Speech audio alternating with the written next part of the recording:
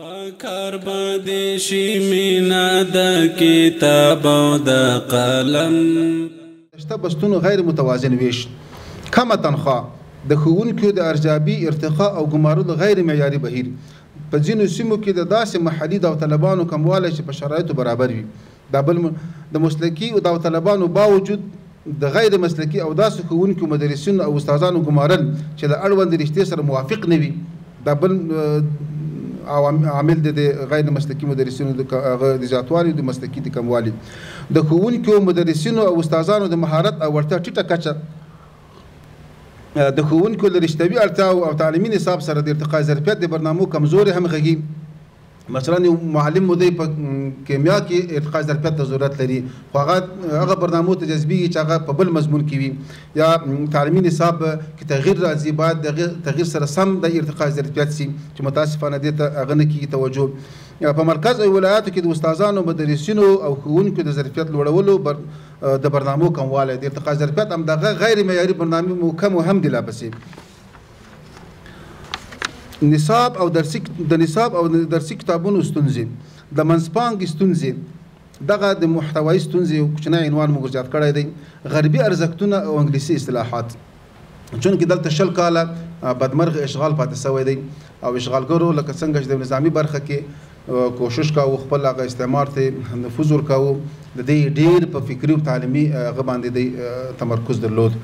نو دلته ځینې خپل ارزښتونه یې پکې ځای په ځای کړي دي په نصاب کې، مثلا دیموکراسي سوله، د بشر حقوق او د ښځو حقوق او فلان ازادي، دا شان دیموکراسي خو بیخي مردود ده په اسلام کې، دا نور شان چې دی اگر که اسلام یې هم مني د بشر حقوق د ښځو حقوق، خو کوم برداشت چې موږ له هغه نه لرو له بشر له حقوقو نه، دوی بیا هغه برداشت متفاوت دی.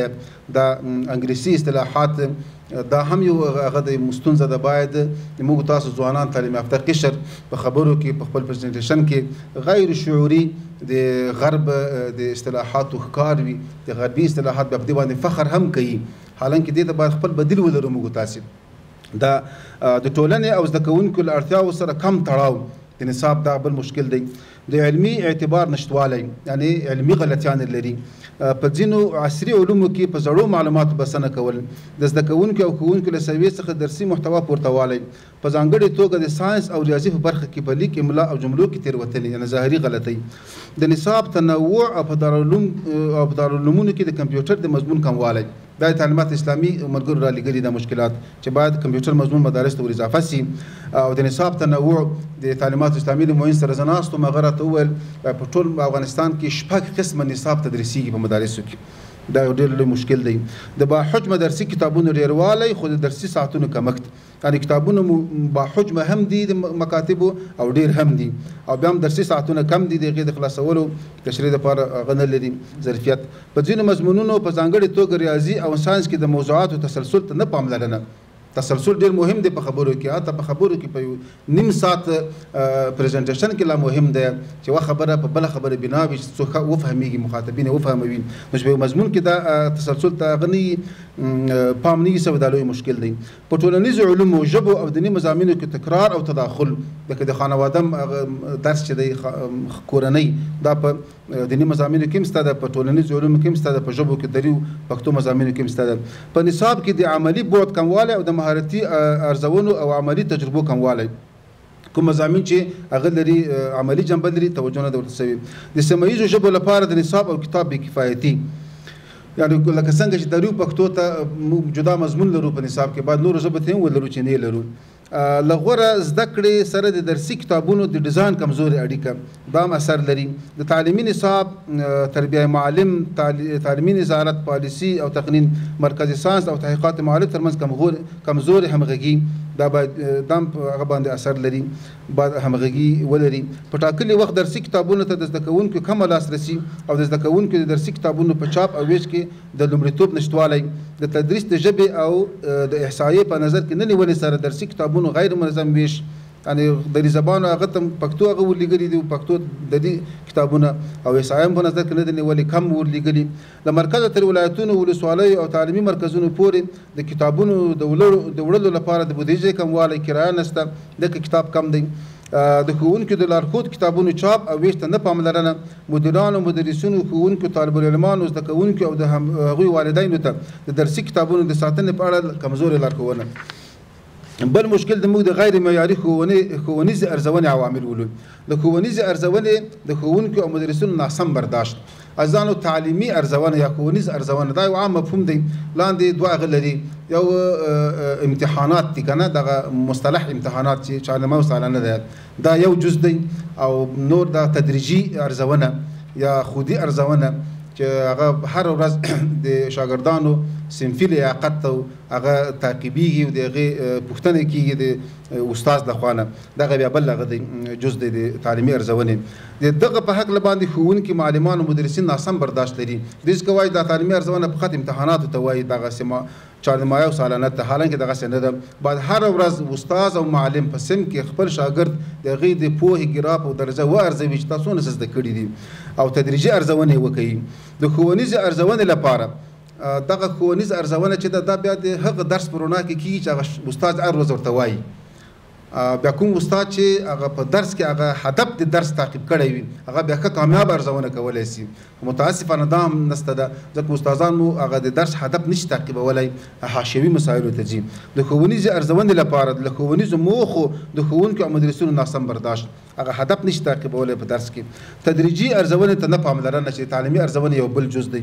د ازموینو د پوښتنو د ارزونې د وسیلو او تګلارو نسبي غیر معیاریتوب، د زده کوونکو او طالب العلمانو عملي ارزونې ته لږه پاملرنه، د ښوونیزو ارزونو په پایلو کې کم شفافیت، د خودي ارزیابۍ ته کمه پاملرنه. هر استاد به شاګرد هغه کړي چې حاسبو قبل ان تحاسبو، دغه تم پاملرنه نشته ده. د ښوونیزې ارزونې او د ازموینو د سیستم ټیټ ظرفیت. بل مشکل موازانو د معیاري زده کړو او ښوونیز چاپیریال د نشتوالی ولې عوامل څه دي؟ د عمومي او اسلامي زده کړو د مرکزونو او کورونو ترمنځ ډېر واټن، مکاتب او مدرسې مو د کورونو لرې دي، نو طالب یا ځینې متعلم مو چې ولاړ شي بیا ستړی وي، شی زده کوي نه. د تعلیمي مرکزونو د آبادۍ لپاره د ځمکې کموالی، د دارالعلومونو د لیلیو نشتوالی، په ټولګي کې د زده کوونکو طالب العلم زیاتوالی، طالب العلمانو زیاتوالی او د شاګردانو طالب العلمانو په نسبت د ښوونکو مدرسینو کموالی، د ښوونیزو توکو کموالی، د کتابتون او لابراتوار کموالی، د معلوماتي ټکنالوژۍ وسایلو ته کم لاسرسی، د روغتیا ساتنې یعنی حفظ صحي او ورزشي ساحې د اسانتیاو کموالی، په تعلیمي مرکزونو کې تبعیض او خشونت وهل.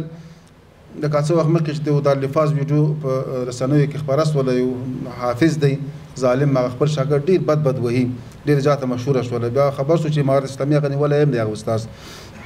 د ساتنې او څارنې حفظ و مراقبت کموالی. د ټولنې، والدینو، جماعتونو او رسنیو د کمزورې همکارۍ عوامل. یو مشکل دا ولو دې عوامل څه دي؟ له ټولنې سره د پالیسۍ، برنامو او ښوونیز نظام نه شریکول، نه یې په طرحه کې ورسره شریکېږي د حکومت لخوا، نه په تطبیق کې.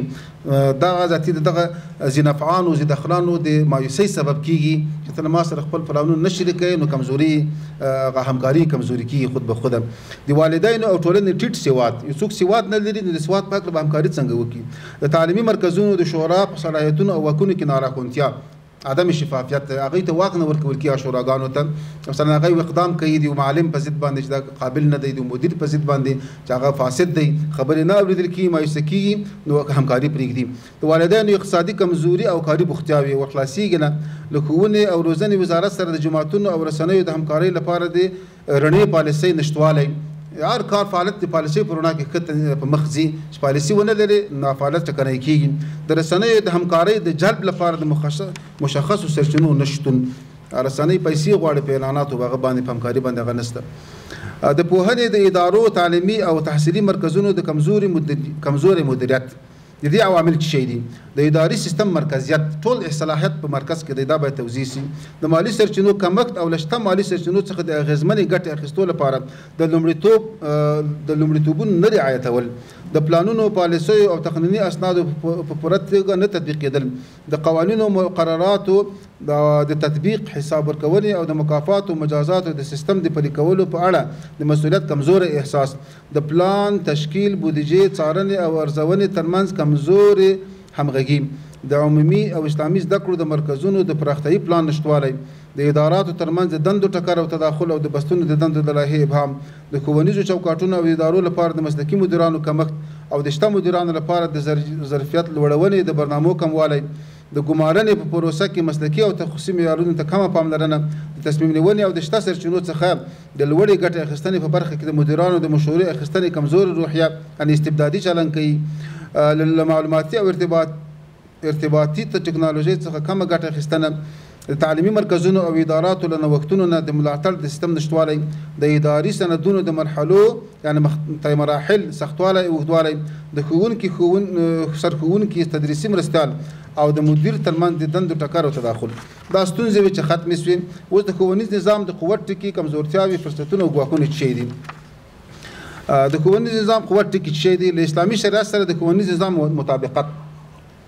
دا د قوت ټکی دی چې باید له دې ګټه واخیستل شي. موږ ټول نظام د شریعت مطابق دی او ټولنه مو اسلامي ده. د عمومي او اسلامي زده کړو بنسټونو ته د ډېرو ښاري او کلیوالي سیمو لاسرسی، جهادي مدرسې چې دا په آینده کې انشاءالله د ډېرو علماو د طالبانو د زده کړې مرکزونه وي او د افغانستان د دفاع او د دښمنانو سره د جهاد هغه به یو غیر رسمي فوج به یې خدای کول. د نظر وړ ژمنو او متخصصو انساني سرچینو شتون، د ښوونې او روزنې د لازم مدیریت لپاره د ډېرو سیستمونو شتون، په معارف کې د تقنیني او پراختیایي سندونو شتون، د ښوونیز نصاب او درسي کتابونو شتون، د نسبي مالي تعمیراتي او تجارتي سرچینو شتون، د معارف په سکتور کې د خصوصي برخه اخیستنه، د سویې او ظرفیت لوړوالي د برنامو شتون. دا د قوت ټکي ولو. او د کمزورتیا ټکي مو څه شی دي؟ د زده کوونکو طالب العلمانو او حافظانو کم شوق، چې مخکې د مسلکي ښوونکو مدرسینو او استادانو کموالی، د نصاب او درسي کتابونو ستونزې، غیر معیاري ارزونې. کار دی د تعلیم او تربیې لوی مسؤلیت ورونو غواړي